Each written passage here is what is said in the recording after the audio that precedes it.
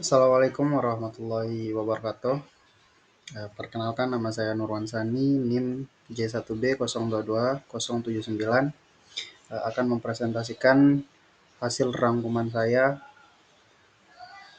dalam kelompok-kelompok yang sudah mempresentasikan hasilnya dalam mata kuliah Hidrologi Teknik dan Aglimatologi eh, pada pengaruh unsur iklim terhadap pertumbuhan tanaman. Nah, ada beberapa unsur-unsur iklim yang akan saya bahas, seperti faktor hujan, eh, dan masih banyak lagi. Sektor pertanian merupakan tulang punggung kehidupan manusia, namun keberhasilan sangat bergantung pada faktor lingkungan. Salah satunya adalah iklim. Kondisi iklim suatu daerah dapat sangat mempengaruhi pertumbuhan produktivitas dan kualitas hasil pertanian. Iklim sendiri tidak hanya mencakup suhu udara, tetapi juga unsur-unsur lain seperti curah hujan, intensitas cahaya matahari, kelembapan udara, kecepatan angin, dan radiasi matahari. Memahami pengaruh iklim terhadap tanaman pertanian menjadi krusial bagi para petani. Pengetahuan ini dapat membantu mereka dalam memilih jenis tanaman yang sesuai dengan kondisi iklim di wilayah mereka, penentuan waktu tanam, pengolahan lahan, serta antisipasi terhadap perubahan iklim yang untuk menyiapkan strategi adaptasi untuk menghadapi perubahan pola hujan, peningkatan suhu, dan kejadian cuaca ekstrim. Oke, selanjutnya yang pertama itu ada beberapa unsur iklim. Yang pertama ada unsur hujan.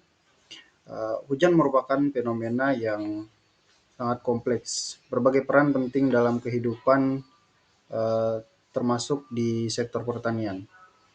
Curah hujan yang ideal menjadi dambaan para petani. Hujan yang cukup dan teratur berperan penting dalam pertumbuhan dan perkembangan tanaman, sehingga berpengaruh langsung terhadap hasil panen. Namun, pengaruh hujan terhadap pertanian bukan hanya soal ada atau tidaknya air. Intensitas dan pola hujan pun turut menentukan pada bagian-bagian selanjutnya. Kita akan membahas lebih lanjut dari beberapa jurnal yang disampaikan oleh teman-teman yang kemarin presentasi. Setidaknya ada 2 atau 3 jurnal. Pada contoh yang pertama, di jurnal yang teman-teman yang berjudul pengaruh pola curah hujan terhadap produktivitas tanaman padi padi sawah di Jawa Barat. Berdasarkan data periode curah hujan pada tahun 2002 sampai 2015, berada pada kisaran agak basah sampai dengan sangat basah. Hal itu menunjukkan adanya pola perulangan musim setiap 33 bulan dalam kurung atau bulan basah, bulan lembab, bulan kering. Itu antara 3 tahap di bulan tertentu. Curah hujan yang baik untuk padi yaitu 220 mm per bulan atau lebih, sehingga pada waktu curah hujan terendah tidak baik ditanami padi. Baik, sebelum lanjut, saya akan menjelaskan sedikit tentang kategori hujan menurut metode Oldman. Uh, Curah hujan yang lebih dari 200 mm per bulan yaitu sifatnya bulan basah. Sedangkan dari 100 sampai 200 mm itu sifatnya bulan lembab, sedangkan lebih dari 200 mm, kurang dari 100 mm per bulan yaitu namanya bulan kering.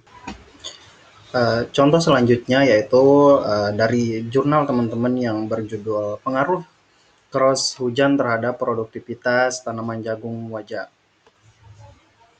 Berdasarkan presentasi teman-teman yang melakukan presentasi dalam jurnal ini, didapatkan hasil yaitu berdasarkan dari 2 data periode curah hujan pada suatu wilayah kering, diperoleh data curah hujan yang menunjukkan tiap pola hujan monsun yang sifatnya unimodal, yang dimana pola tersebut tidak berpengaruh nyata terhadap produktivitas tanaman jagung karena kebutuhan air jagung tercukupi atau tidak kekurangan air.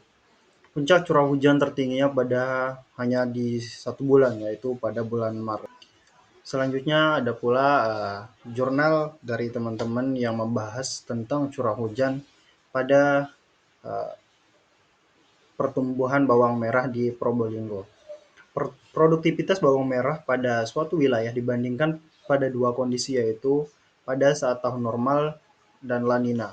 Produktivitas bawang merah pada kondisi La Nina lebih kecil daripada kondisi normal dikarenakan kondisi curah hujan yang tinggi setiap menyebabkan kegagalan produktivitas karena perkembangan hama dan penyakit yang menyebabkan kebusukan pada bawang.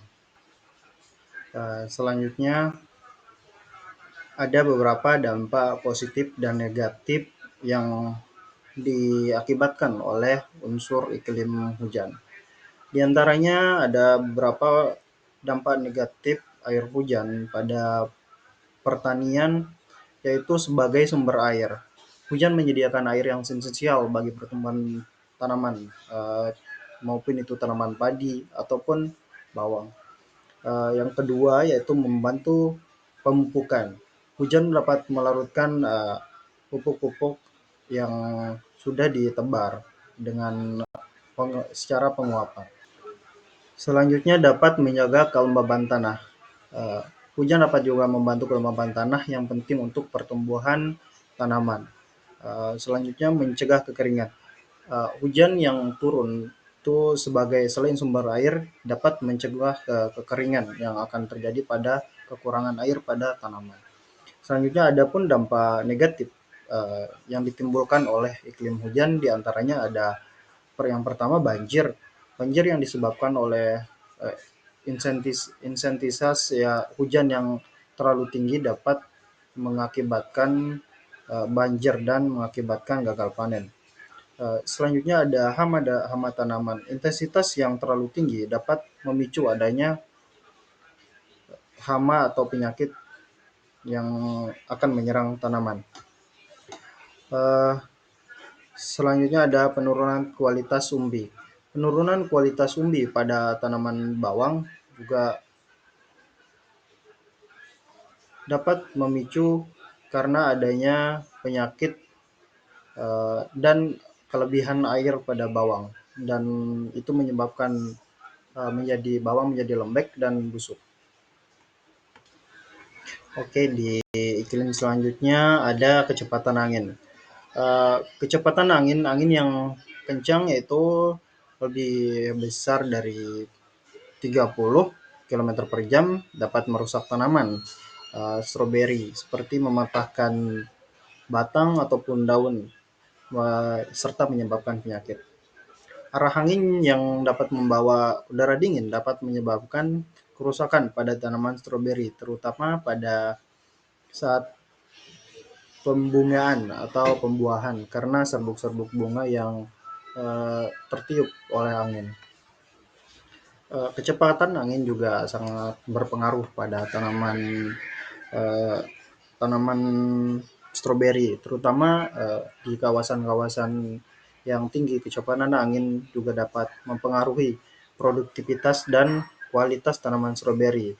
Contohnya jika angin terlalu tinggi atau terlalu kencang itu dapat eh, mematahkan daun maupun buah yang ada, serta dapat membawa penyakit. Jika angin yang tepat dapat membantu penyerbukan pada tanaman stroberi. Baik, selanjutnya pada unsur suhu. Perubahan suhu dapat mempengaruhi aspek kehidupan tanaman padi. Perubahan iklim pada suatu daerah yang menyebabkan kenaikan suhu berdampak negatif pada tanaman padi hingga 50%. Suhu yang tinggi dapat memperlambat pertumbuhan padi karena besarnya evapotranspirasi yang terjadi. Hal ini berbanding lurus dengan jika adanya suhu yang terlalu tinggi itu dapat menguapkan air yang ada di sekitarnya dan padi juga kekurangan air. Selanjutnya pada unsur kelembapan udara. Baik, pada unsur kelembapan udara, kita lebih pahamin dulu. Kelembapan udara merupakan banyaknya kandungan uap air yang terdapat di dalam udara. Uap air ini merupakan gas yang tidak terlihat dan tidak berbau. Seperti yang kita alami sekarang itu harus ada kelembapan udaranya atau RH-nya. Di sini ada dua jurnal yang membahas tentang kelembaban udara. Uh, yang pertama yaitu regensi linear berganda, kelembapan udara dan intensitas cahaya matahari terhadap produksi tanaman padi di perkotaan. Berdasarkan data kelompok yang udah di jurnal yang sudah disampaikan, kelembapan udara, penyinaran matahari dan produksi padi diketahui bahwa suhu mempengaruhi kelembapan. Semakin tinggi suhu rendah kelembapan udara berkorelasi positif terhadap produksi padi sawah di kota Medan khususnya, karena sesuai dengan kelembapan untuk pertumbuhan padi di antara 80 sampai 85. Kelembaban yang rendah dapat menghambat pertumbuhan tanaman, sedangkan kelembaban yang terlalu tinggi meningkatkan risiko penyakit. Selanjutnya ada kelembapan udara yang jurnal yang berjudul Pengaruh Kelembapan Udara Terhadap Pertumbuhan Tanaman Tembakau di Kabupaten Klaten. Kelembaban udara tidak selalu berpengaruh terhadap penyakit patik. Kelembaban udara yang tinggi hanya berpengaruh terhadap penyakit patik pada tembakau yang ditanam pada bulan lembab, sedangkan pada bulan kering dan basah tidak terlalu berpengaruh. Hal ini karena tembakau merupakan sektor pertanian yang cukup uh, ditanam pada bulan-bulan tertentu, tidak semua per tahun itu tembakau. Dan tanaman ini juga sulit untuk terserang penyakit di dalam keadaan yang uh, kurang lembab atau yang tidak apa ya, yang tidak terserang penyakit karena tanaman ini tahan terhadap hama. Oke, selanjutnya next untuk unsur selanjutnya yaitu radiasi matahari. Ini merupakan kelompok saya yang presentasi pada radiasi matahari yang berjudul Pengaruh Pengurangan Intensitas Radiasi Matahari Terhadap Pertumbuhan dan Kualitas Selada.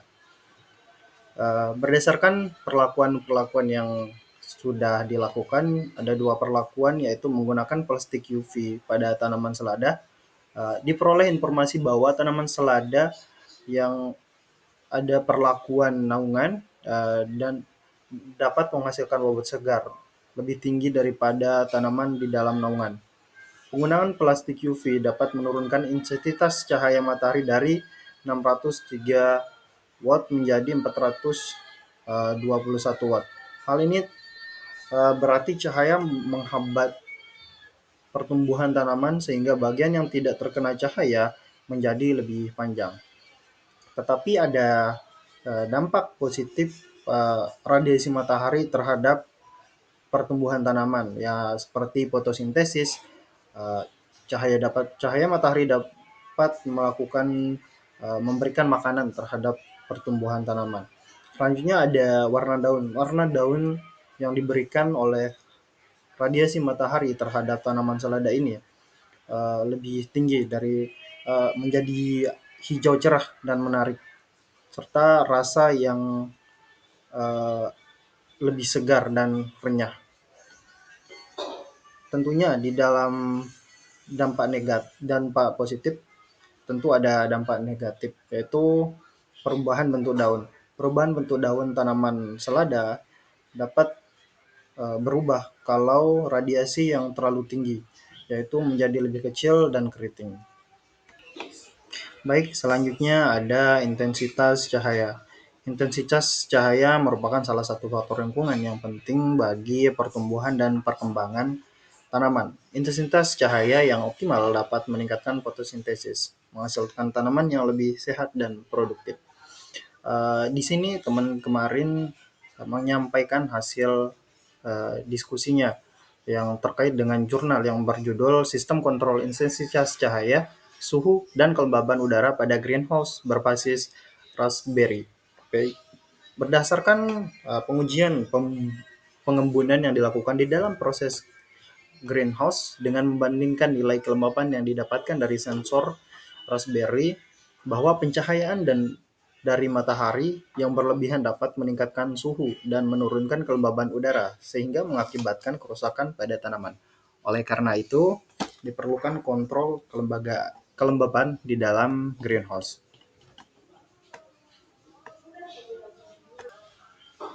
Baik, selanjutnya untuk unsur yang selanjutnya ada evaporasi. Eh, Evaporasi merupakan proses penguapan air dari permukaan tanah dan tanaman yang memiliki pengaruh signifikan terhadap tanaman eh, sawah. Terutama untuk tanaman yang atau jurnal yang dipresentasikan teman kami yang berjudul Pendugaan Evapotranspirasi Bulanan Tanaman Padi Sawah DEXSM Model Simulasi Tanam di Papua. Berdasarkan pendugaan evapotranspirasi bulanan lapangan dan simulasi yang diperoleh bahwa penanaman padi dilakukan pada bulan eh, dengan tingkat evaporasi rendah, yaitu bulan Desember, Januari, Februari, Maret, serta bulan April. Karena hal ini dapat meminimalisir penguapan pada tanaman sehingga pertumbuhannya tidak terganggu. Ada beberapa dampak positif pada evaporasi yang saya dapat di jurnal ini, yaitu dapat menjaga temperatur sawah, meningkatkan aerasi tanah, serta dapat mempengaruhi ketersediaan air bagi tanaman padi tersebut. Jika evaporasi terlalu tinggi, dapat mengurangi kebutuhan air pada tanaman padi tersebut. Baik, mungkin untuk presentasi saya kali ini banyak mungkin kekurangan, mohon dimaafkan karena saya juga masih belajar. Dan sekian dari saya. Terima kasih untuk dosen pengampu. Assalamualaikum warahmatullahi wabarakatuh.